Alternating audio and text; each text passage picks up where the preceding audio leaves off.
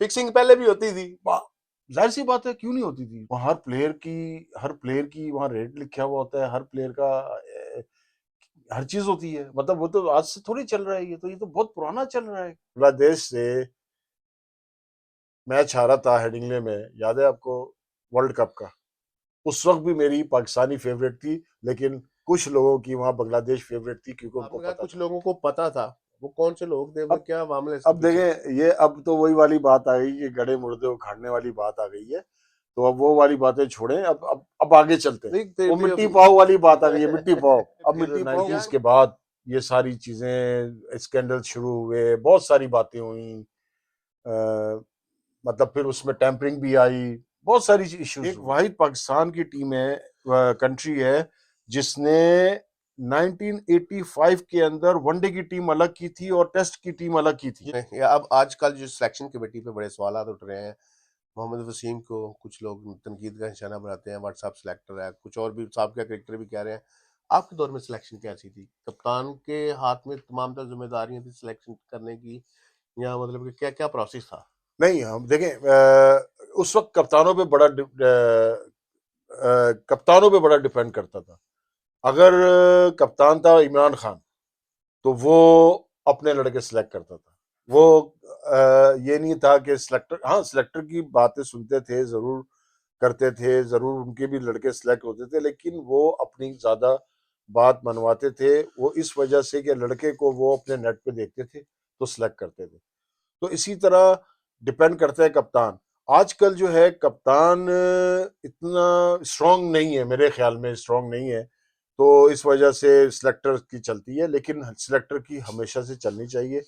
और सिलेक्टर जो अगर टीम सिलेक्ट करके देता है, तो कप्तान का काम है कि वो ठीक है, आर्गुमेंट करे, उसकी उसकी नज़र में कोई अच्छा लड़का है तो उसको भी सिलेक्ट करे। उस दौर में भी सिलेक्शन कमेटी पे इस तरह ही तनकीद होती थी, इसको खिलाया इसको नहीं खिलाया, कप्तान पे तनकीद होती थी जिस तरह आजकल हो नहीं रही है? नहीं, बिल्कुल, उस जमाने में भी तनकीद होती थी। और लेकिन उस जमाने के प्लेयर जो होते थे वो बड़े पक्के और बड़े स्ट्रॉन्ग प्लेयर होते थे।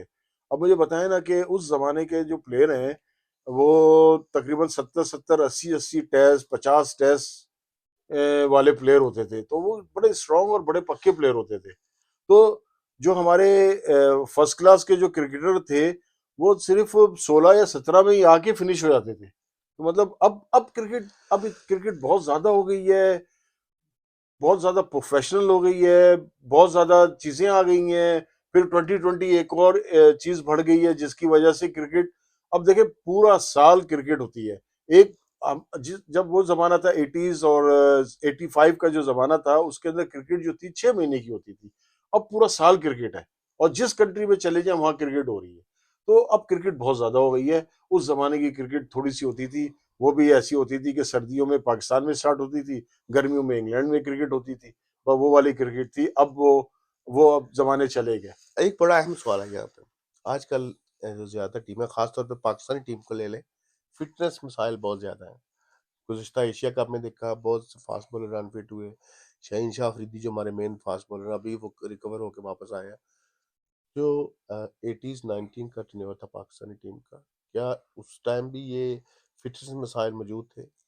जी जी, बिल्कुल फिटनेस मसाइल होते थे। लेकिन मैं फिर वही आपसे बात करूंगा कि उस जमाने में क्रिकेट कम थी, अब क्रिकेट ज्यादा हो गई है। अब क्रिकेट के जो प्लेयर हैं, वो उनको रेस्ट नहीं मिलता। क्योंकि देखें, वो एक जगह से छोड़ के जाते हैं, तो उनका कहीं वेस्ट इंडीज में कॉन्ट्रैक्ट हुआ हुआ होता है। अब तो मैं एक और चीज बताऊं, सॉरी, अमेरिका के अंदर भी क्रिकेट शुरू हो गई है। अब लोग जो हैं वो अब अमेरिका की तरफ देख रहे हैं। एक जमाने में क्रिकेट जो थी वो इंग्लैंड से आगे नहीं थी। इंग्लैंड में आके क्लब क्रिकेट खेलते थे, काउंटी क्रिकेट खेलते थे। लेकिन अब आप देखें, काउंटी क्रिकेट आपकी कितनी कम प्लेयर आ रहे हैं, लीग क्रिकेट के अंदर बहुत कम प्लेयर आ रहे हैं, क्योंकि वो अब सारे अमेरिका की तरफ चले गए। तो इस वजह से मैं कह रहा हूँ कि क्रिकेट अब बहुत ज्यादा हो गई है। अब जैसे आपने शाइन की बात की कि शाइन अनफिट हो गया, लेकिन शाइन 3 फॉर्मेट खेल रहा है, टेस्ट क्रिकेट भी खेल रहा है, वनडे टी वनडे ट्वेंटी भी खेल रहा है, T20 भी खेल रहा है। तो अब हमारे को चूज करनी पड़ेगी कि हमें अब T20 के अंदर ये लड़के खिलाने चाहिए, वनडे में ये होने चाहिए। टेस्ट क्रिकेट तो हमारे यहाँ बहुत कम हो गई है, जिस तरह मेरा ख्याल। इंग्लैंड ने तीनों फॉर्मेट के अलग अलग टीमें अनाउंस जी, की। तो इसी तरह होना चाहिए। लेकिन देखें, हम एक वाहिद पाकिस्तान की टीम है, कंट्री है, जिसने 1985 के अंदर वनडे की टीम अलग की थी और टेस्ट की टीम अलग की थी। ये काम पाकिस्तान ने स्टार्ट ये किया। पाकिस्तान ने स्टार्ट किया है 1985 के अंदर। उस वक्त मैं टीम के अंदर था, तो उस वक्त मैं टेस्ट क्रिकेट खेल रहा था, तो मुझे टेस्ट क्रिकेट से हटा के मुझे वनडे की क्रिकेट में टीम में नहीं सिलेक्ट किया गया। टीम उनकी अलग हमारी बनाई गई थी। और उसके बाद जब जहीर अब्बास कप्तान थे हमारे, उस वक्त ये अलग हुआ था। और उस वक्त जब इमरान खान दोबारा आए कप्तान बन के, उन्होंने बोला ये क्या है, ये वनडे की टीम अलग है, T20 की टेस्ट की क्रिकेट अलग है, ये कौन सी क्रिकेट हो रही है, एक ही टीम होनी चाहिए। उन्होंने फिर आके एक ही टीम कर दी। लेकिन हम ये 85 के अंदर कर चुके हैं। इमरान खान के साथ आपने इतनी क्रिकेट खेली, एज ए लीडर आप उसको कैसा देखते हैं? जो वक्त बहुत बहुत ग्रेट, बहुत ग्रेट। वो ऐसा लीडर है कि आप यकीन करें कि वो क्या कहना चाहिए कि वो मैं आपको एक ऐसी मिसाल दे देता हूँ। मैं एडिलेड का टेस्ट मैच था, पहला दिन था, और मेरा हैमस्ट्रिंग मेरा गया हुआ था। मैंने 2 दिन पहले ही अपने मैनेजर इंतखाब आलम साहब थे, उनको बताया। मैंने कहा मेरा हैमस्ट्रिंग गया हुआ है, तो मैं चल नहीं पा रहा, मैं ये नहीं कर रहा, मैं वॉक नहीं कर पा रहा, मैं भाग नहीं पा रहा। तो उन्होंने बोला कि ठीक है, तुम रेस्ट करो। तो सुबह फिर हम आ गए, ग्राउंड में आए। ग्राउंड में आने के बाद हम एक्सरसाइज कर रहे थे, तो मुझे इमरान खान ने बुलाया कि तुम इधर आओ, क्या हुआ। मैंने कहा ये मेरे साथ प्रॉब्लम है। तो उन्होंने बोला नहीं, तुम खेलो, 5 ओवर करो, 5 ओवर करके ग्राउंड में आओ, ग्राउंड में आके अपना ट्रीटमेंट लो, उसके बाद फिर ग्राउंड में जाओ। मैंने कहा ठीक है। तो कहने लगे तुम खेलो। उन्होंने मुझे इतना, मतलब वो और बहुत सारी बातें की, आधा घंटा मेरे साथ खड़े होके बातें करते रहे, लेकिन उन्होंने आखिरी अल्फाज ये थे। मैंने कहा ठीक है। उससे अंदाजा लगा लें कि वो कैसे लीडर है। और उस मैच में मैं गया हूं, मैंने बॉलिंग की है, मैंने 5 आउट किए एडिलेड में।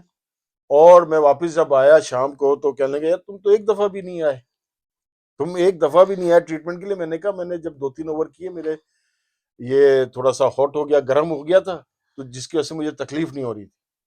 तो मतलब वो ऐसे लीडर हैं कि वो मतलब अनफिट को भी खड़ा कर देते थे। आपकी फेवरेट टीम कौन सी है वर्ल्ड कप में? मेरी फेवरेट टीम पाकिस्तान, मेरी हमेशा से पाकिस्तान रही है। चाहे सामने इंडिया आ जाए, ऑस्ट्रेलिया आ जाए, इंग्लैंड आ जाए, लेकिन मेरी टीम पाकिस्तान। तो किसका मैच पाकिस्तान को फाइनल में किसके साथ देखना चाहते हैं? पाकिस्तान में अगर मैं देखना चाहता हूँ तो इंग्लैंड के साथ देखना चाहता हूँ। पाकिस्तान और इंग्लैंड को फाइनल देखना चाहते देखना चाहता हूँ क्योंकि इंग्लैंड की टीम जो है T20 की मेरे ख्याल में बेस्ट टीम हैं? इंग्लैंड की।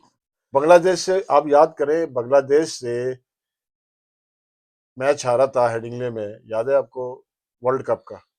उस वक्त भी मेरी पाकिस्तानी फेवरेट थी, लेकिन कुछ लोगों की वहां बांग्लादेश फेवरेट थी क्योंकि उनको पता था।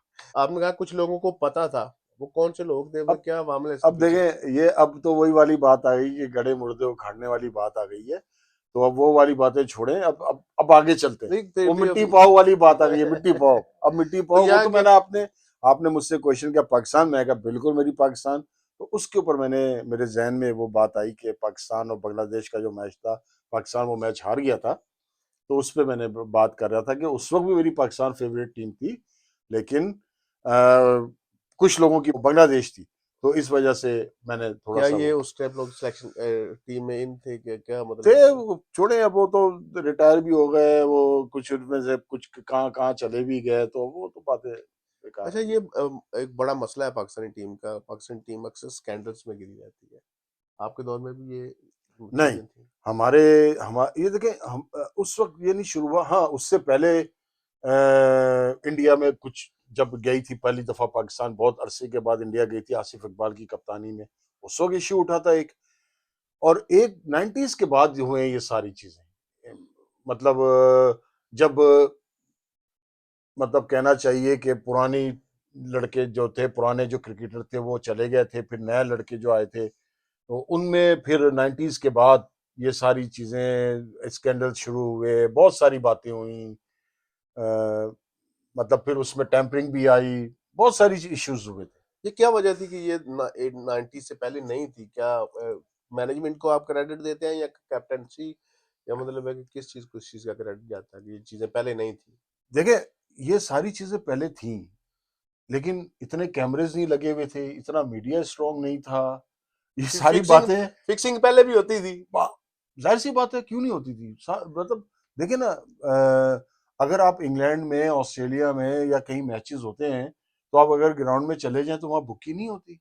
हम्म। वहाँ हर प्लेयर की वहाँ रेट लिखा हुआ होता है, हर प्लेयर का हर चीज होती है। मतलब वो तो आज से थोड़ी चल रहा है, ये तो बहुत पुराना चल रहा है।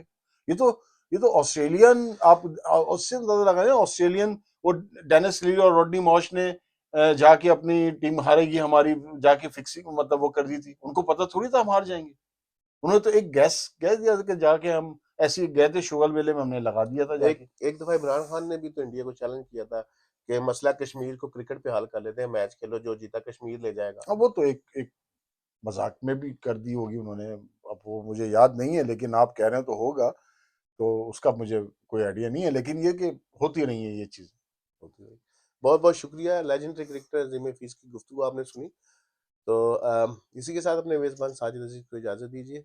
अल्लाह हाफिज।